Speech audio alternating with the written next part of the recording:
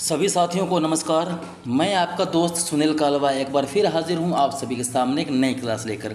साथियों, आज के इस टेस्ट सीरीज़ के हम पढ़ने वाले हैं क्लास नंबर 3 और हमेशा की तरह इसके अंदर 80 प्रश्न होंगे और यह सभी भर्ती परीक्षाओं के लिए हमारी उपयोगी क्लास है। तो ज़्यादा वक्त ख़राब ना करते हम आगे चलते हैं अपनी क्लास पर। और आज का पहला प्रश्न है, लघु चित्रकला की कांगड़ा शैली जो है, Kangra school of miniature painting का संरक्षक कौन था? तो आप देखेंगे तो इसके संरक्षक तो है राजा संसार चंद माने जाते हैं। तो ऑप्शन नंबर बी हमारा सही उत्तर होगा। प्रश्न नंबर 2, मोलाराम पहाड़ी शैली की किस उपशैली से संबंधित रहे हैं? जो मोलाराम चित्रकार हैं वह गढ़वाल शैली के चित्रकार रहे हैं।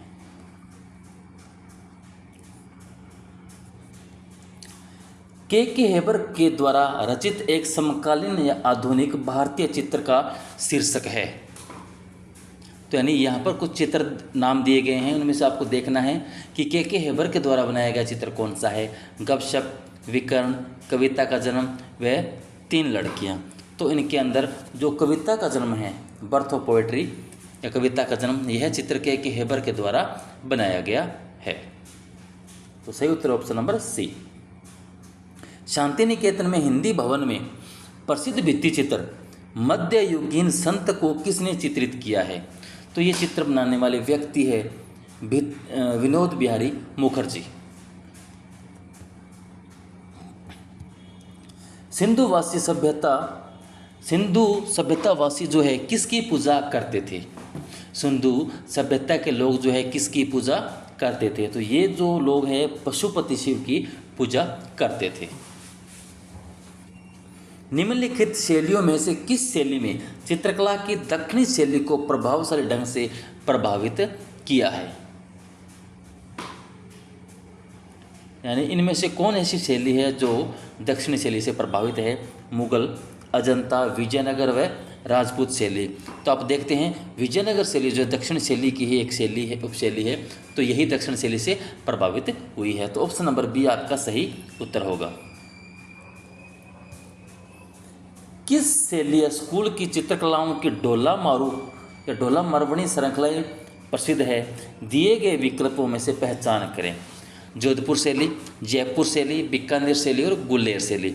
तो आप देखते हैं सबसे अधिक ढोला मारू चित्र है वह आपको जोधपुर शैली के अंदर देखने को मिलते हैं। जोधपुर शैली या ढोला मरवण की जो श्रृंखलाएँ हैं वह जोधपुर शैली में आपको देखने को मिलती है।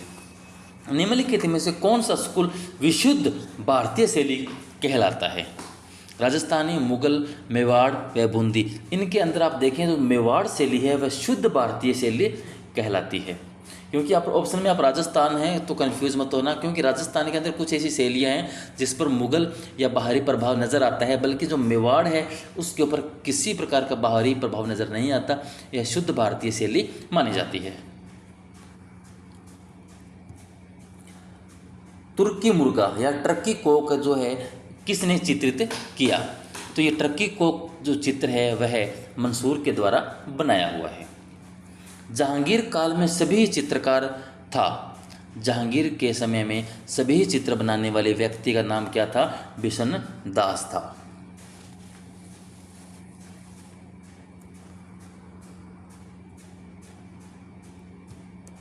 फड़ संबंधित है। फड़ जो है किससे संबंधित है? तो फड़ राजस्थानी लोक कला से संबंधित है। लाल पुष्प का चित्रकार था। लाल पुष्प नाम से एक चित्र बना हुआ है, इस चित्रकार का नाम बताना है तो ये चित्र मंसूर के द्वारा बनाया गया है। तो ऑप्शन नंबर ए आपका सही उत्तर होगा। किस सम्राट ने दरबनामा को चालू किया था? दरबनामा जो है ग्रंथ है उसको किस सम्राट के द्वारा शुरू करवाया गया था?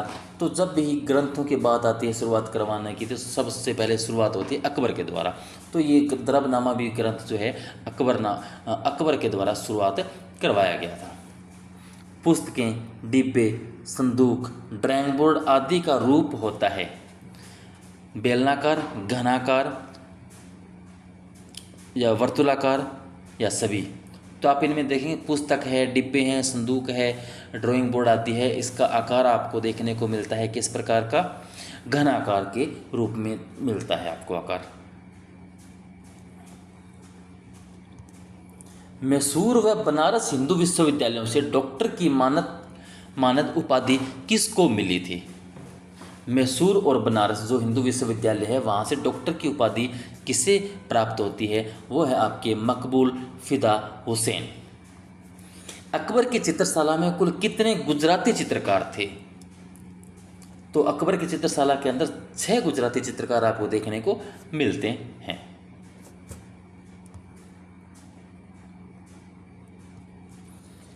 अकबरनामा का प्रसिद्ध चित्र कौन सा है? अकबरनामा जो ग्रंथ है उसका प्रसिद्ध चित्र कौन सा माना जाता है? तो राजकुमार सलीम के जन्म का आनंद उत्सव जो है, या सलीम का जन्म, कहीं लिखा आता है सलीम का जन्म या राजकुमार सलीम के जन्म का आनंद उत्सव जो है एक ही बात है। तो यह चित्र अकबरनामा का सर्वश्रेष्ठ या प्रसिद्ध चित्र माना जाता है। तो ऑप्शन नंबर डी आपका सही उत्तर होगा। किस चित्रकार को बर्लिन फिल्म महोत्सव का गोल्डन बियर पुरस्कार मिला था? तो ये पुरस्कार आपके प्रसिद्ध चित्रकार एम.एफ. हुसैन यानी मकबूल फिदा हुसैन को प्राप्त हुआ था। अमृता शेरगिल मुख्य रूप से किस कलाकार से प्रेरित थी? अमृता शेरगिल जो है मुख्य रूप से किस कलाकार से प्रेरित थी? तो आप देखें पाल गौगोइन यानी पाल गोगो जो है उनसे प्रभावित थी। तो ऑप्शन नंबर ए आपका सही उत्तर। पाल गोगो, गोगिन या गोगन, गोगो एक ही व्यक्ति का नाम है, पाल गोगो। निम्नलिखित में से एक प्रिंट मेकिंग कलाकार है।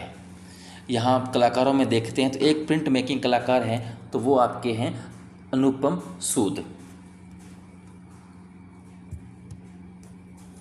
किसके काल में दास्तान ए अमीर हमजा या हमजानामा चित्रित हुआ था? तो आप देखते हैं कि ये जो हमजानामा है अकबर के काल में चित्रित होता है। किस मुगल शहंशाह के काल समय अवधि में मुगल लघु चित्रशैली छिन्न भिन्न हो गई? यानी मुगल चित्रकला थी वह लगभग खत्म हो गई थी, खत्म होने के कगार पर थी। तो वह किस शहंशाह के काल में ऐसा कार्य होता है? तो औरंगजेब के समय आते आते चित्रकला बिल्कुल विलुप्त हो चुकी थी मुगलों की। यहाँ से चित्रकार जो थे अन्य राज्यों में शरण लेने के लिए चले गए, जैसे कि पहाड़ी शैली की तरफ या पश्चिम बंगाल की तरफ या अंग्रेज़ों के शरण में। तो इनके अलग अलग राज्यों के छोटे छोटे रियासतों की तरफ ये कलाकार यहाँ से निकल पड़े थे मुगलों के जो चित्रकार थे औरंगजेब के समय में। तो यहाँ पर चित्रकला जो है छिन्न भिन्न हो चुकी थी। दिए गए विकल्पों में से मुगल सम्राट हुमायूं द्वारा फारस से लाए गए कलाकार युगम की पहचान करें। यानी हुमायूं जो है, हुमायूं अपने साथ भारत में कौन कौन से 2 कलाकार लेकर आए थे, उनकी आपको पहचान करनी है। तो वो कलाकार है आपके मीर सैयद अली व Khwaja Abdul Samad Siraji. Option number B आपका सही उत्तर होगा। के.सी.एस. पनिकर किस चित्रशैली से संबंधित है? के.सी.एस. पनिकर जो है आपकी किस शैली से संबंधित है? तो यहाँ पर देखें असेंबलोज कला, लघुत्तम कला, लघु चित्रकला या तंत्र कला। तो के.सी.एस. जो है आपके तांत्रिक कला से संबंधित है। तो ऑप्शन नंबर डी आपका सही उत्तर होगा।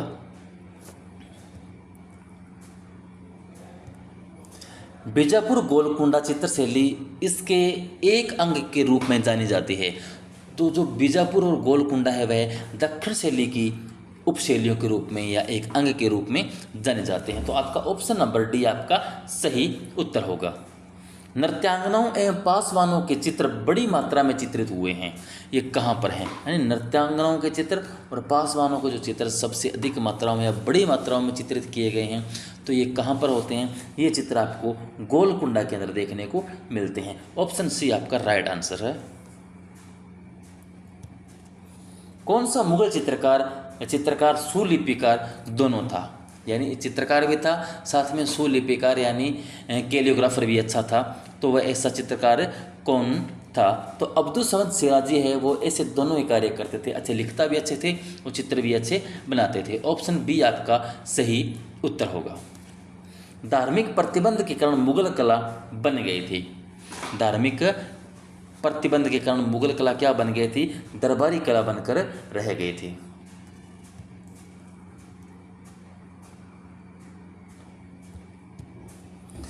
प्रसिद्ध पुनर्जागरण कलाकार की पहचान करो जिसने एक बार अपने प्रशिक्षु या अस्कनियो कोविंडी को बताया कि मैं कितना भी अमीर हो जाऊं, मैं हमेशा एक गरीब व्यक्ति की तरह रहा हूं।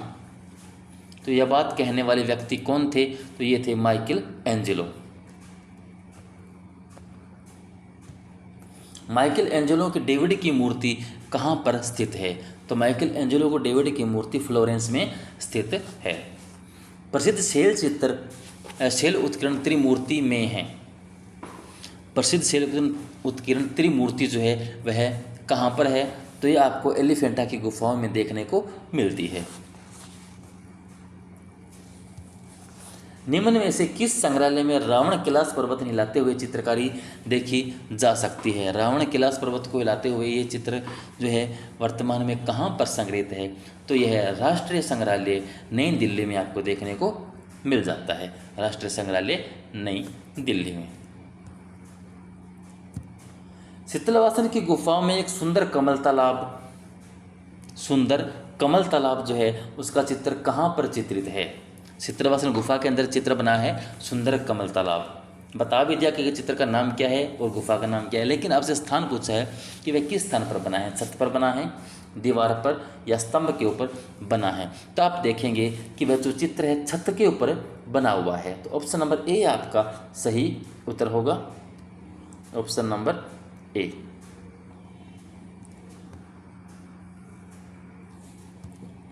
बाघ की किस गुफा को रंग महल कहा जाता है?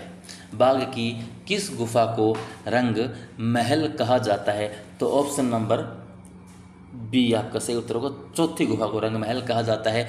कल के क्लास में मैंने ये प्रश्न आया था, वहाँ पर एक शायद हाथी खाना की गुफा का प्रश्न पूछा था कि हाथी खाना जो है कौन सी गुफा को कहते हैं। तो ये एक इम्पोर्टेंट प्रश्न बनता है कि पांचों गुफाओं का नाम के साथ में आपको क्रम याद होना चाहिए ताकि आपको इस प्रकार के कन्फ्यूजिंग देखने को ना मिले। तो इन पांचों गुफाओं का क्रम याद रख लें। सबसे पहले ग्रह गुफा, फिर पंच पांडव, फिर हाथी खाना, रंग महल व पाठशाला।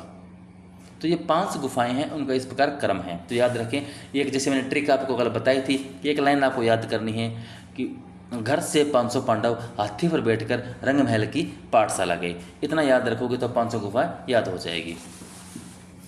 अगला प्रश्न देखिए, विंची की कृति अंतिम भोज किस माध्यम में निर्मित है? तो ये किस माध्यम में निर्मित है? यह फ्रेस्को के अंदर बनी हुई है। आदम की उत्पत्ति नामक प्रमुख चित्र किस पुनरुत्थान कालीन चित्रकार ने बनाया था? आदम की उत्पत्ति नामक जो एक प्रमुख चित्र है किसने बनाया था? तो ये बनाने वाले व्यक्ति थे माइकल एंजेलो। सिस्टाइन चैपल की छत पर भित्ति चित्र का निर्माण कब समाप्त हुआ था? तो यह 1512 ईस्वी में समाप्त होता है। अजंता की गुफाओं के परिसर में 30 गुफाएं हैं, जिसमें से 5 गुफाएं यानी कि गुफा संख्या चैत्य है, यानी दूर छोर का स्कूल के साथ प्रार्थना। चैत्य गुफाएं जो है यहाँ पर 30 गुफाओं में से कुछ 5 गुफाएं ऐसी है जो कि चैत्य गुफाएं हैं। तो अब उनको कौन कौन सी वो चैत्य गुफाएं हैं वो आपको बताना है। तो 9, 10, 19, 26, 29। ऑप्शन नंबर आपका बी सही उत्तर होगा कि 9, 10, 19, 26 और 29 ये 5 गुफाएं कौन सी है? चैत्य गुफाएं हैं। 30 गुफाओं में से ये 5 गुफाएं कौन सी है? चैत्य गुफाएं हैं। और ऐसे प्रश्न एग्जाम में आते हैं तो आप अवश्य कन्फ्यूज होते हैं, तो इन गुफाओं को आप अच्छे से याद कर लें।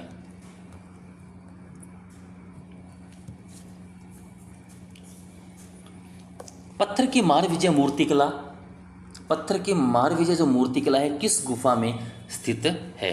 तो जो पत्थर की जो मारविजय की जो मूर्ति है गुफा संख्या 26 में है, अजंता की गुफा संख्या 26 में। तो कौन सी गुफा संख्या ये भी अजंता की गुफा है। अजंता की गुफा संख्या 26 के अंदर आपको चित्र मारविजय नामक की मूर्ति शिल्प देखने को मिलते हैं। सामान्य तौर पर आप जब चित्र पढ़ने बैठते हैं कि गुफाओं की कितनी गुफाओं में अजंता के चित्र देखने को मिले हैं, तब आप कहते हैं 6 गुफाओं में मिले हैं। कौन कौन से? 1, 2, 9, 10 और 16 और 17 फिर आप सोचेंगे 26 का तो नाम नहीं है, लेकिन 26वीं गुफा के अंदर चित्र ना मिलकर हमें वहाँ से मूर्ति शिल्प प्राप्त होते हैं। तो इस बात को ध्यान रखें। मारविजय प्रश्न आता है कि मारविजय का चित्र कहाँ से मिला है, तो वह इन गुफाओं में मिला है। गुफा संख्या शायद 10 के अंदर है। और जब मारविजय मूर्ति शिल्प की बात आएगी तो गुफा संख्या 26 में आपको ये देखने को मिलेगा।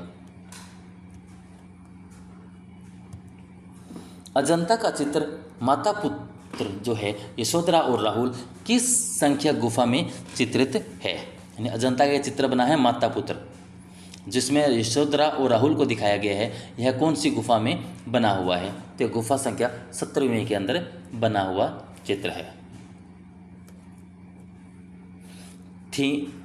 थीमबलम या तीर्थंकर का प्रतीक एक हाथी है। यानी कौन से तीर्थंकर है जिनका प्रतीक एक हाथी है, इसका आपको नाम बताना है। तो वो तीर्थंकर आपके हैं अजितनाथ। अजितनाथ जो है उनका प्रतीक हाथी के रूप में माना जाता है।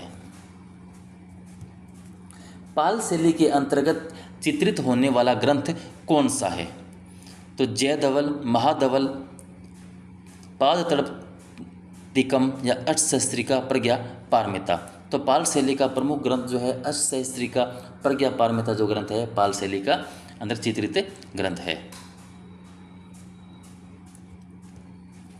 अजंता में पूर्ण चित्रित गुफाओं की संख्या के विषय में निम्नलिखित विकल्प में से कौन सा सही है। अजंता में पूर्ण चित्रित गुफाओं के विषय में, गुफाओं की संख्या के विषय में निम्नलिखित विकल्प में से कौन सा सही है। यानी आपको बताना है कि कितनी जो गुफाएं हैं अजंता के अंदर वो पूरी तरह चित्रित की गई है।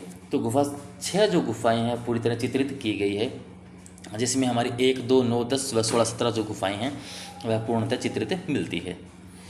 महात्मा बुद्ध का गृह त्याग अजंता की किस गुफा के अंदर आपको देखने को मिलता है। महात्मा बुद्ध का गृह त्याग वाला चित्र आपको कहाँ देखने को मिलता है, तो गुफा संख्या 16वीं के अंदर आपको ये चित्र देखने को मिलता है, महात्मा बुद्ध का गृह त्याग। शिवी जातक के अंतिम दृश्य में साधु के रूप में चित्रित किया गया है। तो साधु के रूप में आपको अग्नि व इंद्र चित्रित किए हुए देखने को मिलते हैं। चित्रकला, मूर्तिकला व वास्तुकला संगम एक साथ दिखता है। कहाँ दिखता है एक साथ संगम, ये हमें अजंता के अंदर देखने को मिलता है। जी, चित्र भी बने हैं। गुफा संख्या 26 के अंदर मूर्तियाँ भी देखने को मिली है। इसके अलावा वास्तुकला का अपने आप शानदार जो गुफाएं काट कर बनाई गई है पत्थर को, तो वह अपने आप वास्तुकला का उदाहरण देखने को है ही। तो तीनों का संगम आपको अजंता गुफाओं के अंदर देखने को मिलता है। सममित रूप का उदाहरण है केतली, शंख, विषमकोण त्रिभुज या गिलास। तो जो गिलास है सममित रूप का उदाहरण है। इनमें से किस चित्रकार ने भारतीय विषयों को फिर एक बार पवित्र राष्ट्रीय आदर्श और दर्शन के रूप में प्रस्तुत किया है, तो वो है हमारे Raja Ravi Varma. Option number B आपका सही उत्तर होगा। प्रश्न नंबर 49 देखिए, राज्यसभा में द्रौपदी नामक चित्र किस चित्रकार से संबंध है। राज्यसभा में द्रौपदी नामक जो चित्र बना हुआ है किस चित्रकार ने बनाया है, तो ये चित्र भी राजा रवि वर्मा के द्वारा बनाया गया है। विदेशी चित्रण पद्धति के प्रथम भारतीय चित्रकार कौन थे, तो वो भी राजा रवि वर्मा ही थे जिन्होंने विदेशी चित्रण पद्धति को अपनाया था।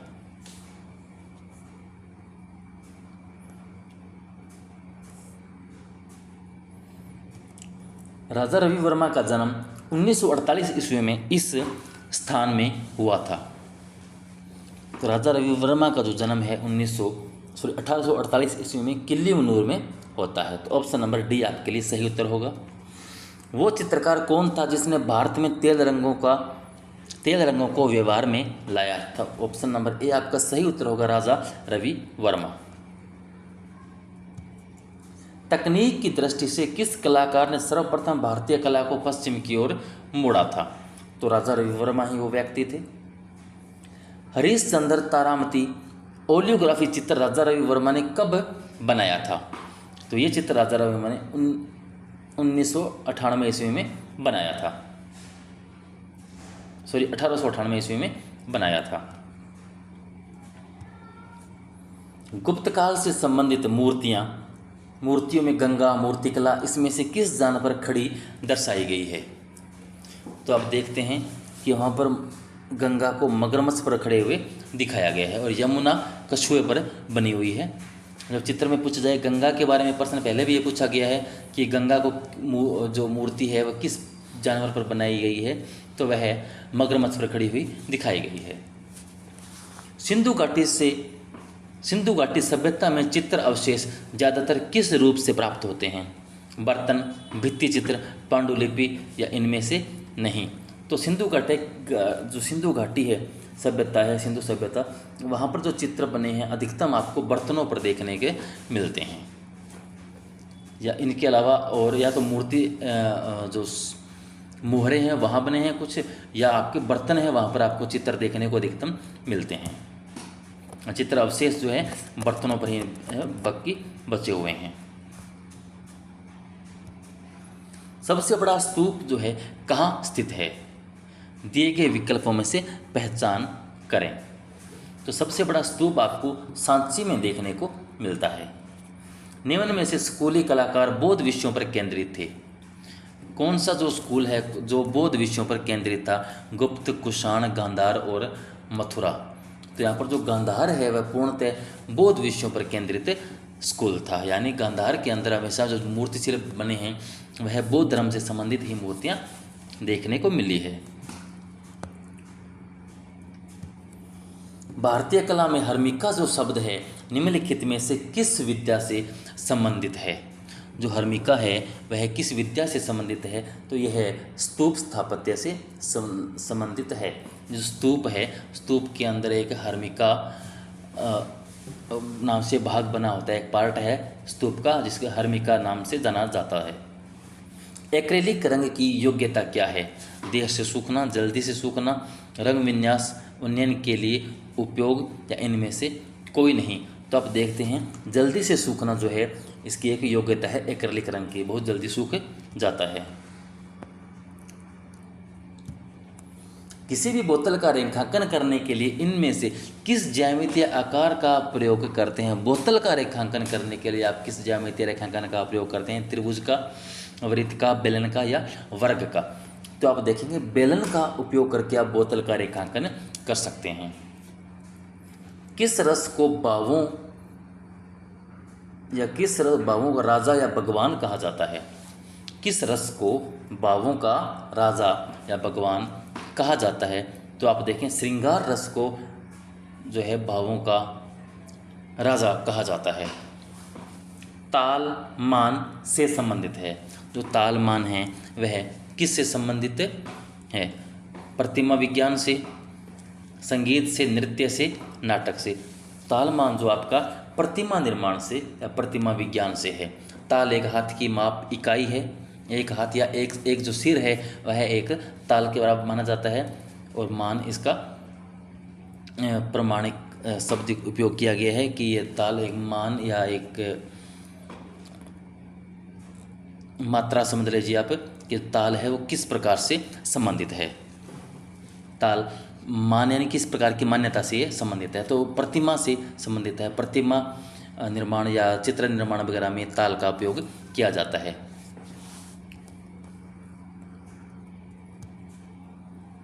दर्शन शास्त्र की वह शाखा जो कला, सौंदर्य तथा आस्वादन से संबंधित है।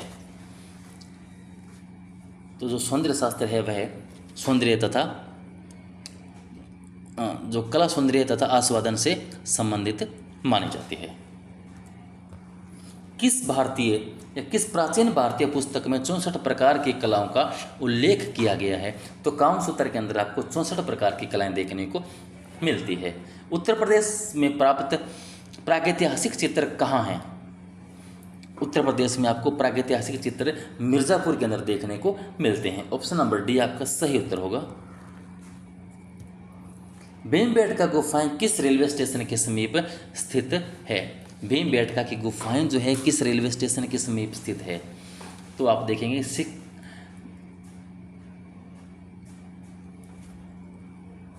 भीमबेटका गुफाएं ओबेदुल्लागंज जो रेलवे स्टेशन है उसके पास में स्थित है। ऑप्शन नंबर डी आपका सही उत्तर होगा। प्रारंभिक गुफा चित्रों में कैसे रेखा चित्र हैं? प्रारंभिक जो गुफा चित्र बने हुए हैं वहाँ पर रेखा चित्र किस प्रकार के हैं? तो वहाँ पर प्रतीकात्मक रेखा चित्र बने हुए हैं। उत्तरकाशी की हुडली गुफा के शैल चित्र में किस रंग का प्रयोग किया गया है? उत्तरकाशी की हुडली गुफा के शैल चित्र में किस रंग का प्रयोग देखने को मिलता है? तो वहाँ पर नीले रंग का प्रयोग देखने को मिलता है। शिव मोहर कहाँ से प्राप्त हुई है या कहाँ से मिली थी? शिव मोहर आपको मोहनजोदड़ो से प्राप्त होती है। ऑप्शन नंबर ए आपका सही उत्तर होगा। नाचती हुई लड़की और दाढ़ी वाले सिर कौन सी प्रसिद्ध सिंधु घाटी कला के अवशेष हैं? नाचती हुई लड़की और दाढ़ी वाली जो योगी हैं वह आपको मूर्ति शिल्प या जो अवशेष हैं कला के, यह कहाँ से प्राप्त होते हैं? तो ये जो मोहनजोदड़ो से प्राप्त होते हैं। ऑप्शन नंबर ए आपका सही उत्तर होगा। सिंधु घाटी में पाई गई मोहरों में प्राय कौन सा रूपांकन द्रष्टव्य होता है? सिंधु घाटी की मोहरों में प्राय यानी सिंधु घाटी की जो मोहरें हैं उसमें अधिकतम किस पशु को दर्शाया गया है? कौन सा रोग पशु पक्षी है जो सबसे अधिक आपको देखने को मिलता है? तो सबसे अधिक आपको वहाँ पर बेल देखने को मिलता है। सिंधु घाटी सभ्यता से प्राप्त अधिकांश आभूषण किस सामग्री से बने हुए हैं? अधिकांश आभूषण जो है आपको किस सामग्री से देखने को मिलते हैं? तो वह पत्थर के मोतियों से बने हुए। ऑप्शन नंबर ए आपका सही उत्तर होगा। सिंधु घाटी की मोहरें किन आकारों में मिलती है? सिंधु घाटी की जो मोहरें हैं वह आपको किन आकारों में मिलती है? तो ये आपको आयताकार में मिलती है। ऑप्शन नंबर बी आपका सही उत्तर होगा। निम्न में से प्रकाश की मात्रा सबसे अधिक किस रंग में है? श्वेत, नीला, लाल व पीला। तो प्रकाश की मात्रा सबसे अधिक जो है आपके पीले रंग के अंदर दिखाई देती है। ऑप्शन नंबर डी आपका सही उत्तर होगा, पीला रंग। स्केच की विशेषता है। स्केच की विशेषता क्या है? सौर पद्धति, अनेक सीमांतीय पद्धति, निरीक्षण पद्धति या तीव्र प्रवाह पद्धति। तो आप देखेंगे तीव्र प्रवाह पद्धति ये जो है स्केच की एक विशेषता है। सिंधु घाटी सभ्यता से जुड़ा राजस्थान का केंद्र कौन सा है? तो सिंधु घाटी सभ्यता से जुड़ा हुआ राजस्थान का जो केंद्र वह है आहड़ है। लंबाई और चौड़ाई में फैले अंतराल को कहते हैं। जो अंतराल है केवल लंबाई और चौड़ाई में फैला है, इस प्रकार का जो लंबा और चौड़ा अंतराल है उसको आप क्या कहते हैं? तो वह द्विआयामी अंतराल कहलाता है। अंडाकार आकृति कैसा प्रभाव देती है? जो अंडाकार आकृति है उससे हमें किस प्रकार का प्रभाव नजर आता है? तो उसके अंदर लावण्यता का प्रभाव नजर आता है। सिंधुवासी किस वृक्ष की पूजा करते थे? जो सिंधुवासी है वह पीपल वृक्ष की पूजा करते थे। ऑप्शन नंबर ए हमारा सही उत्तर होगा। तो दोस्तों आज के लिए बस इतना ही। कैसी लगी आज आपको मेरी क्लास? प्लीज़ अगर आपको मेरी क्लास से पसंद आती है तो प्लीज़ मेरे चैनल को सब्सक्राइब करें, अपने दोस्तों को शेयर करें। मैं इसी प्रकार आपके लिए हर रोज़ क्लास लेकर आता रहूँगा। आपका बिल्कुल भी समय ख़राब नहीं करूँगा। मैं पहले कभी ये नहीं बोलूँगा कि मेरे चैनल को सब्सक्राइब करो, शेयर करो, वो करो। आपको अच्छा लगता है तो आप सब्सक्राइब कीजिए, अच्छा वो लगता है तो आप शेयर भी कीजिए। और हाँ, क्लास पूरी अवश्य देखा करें। धन्यवाद।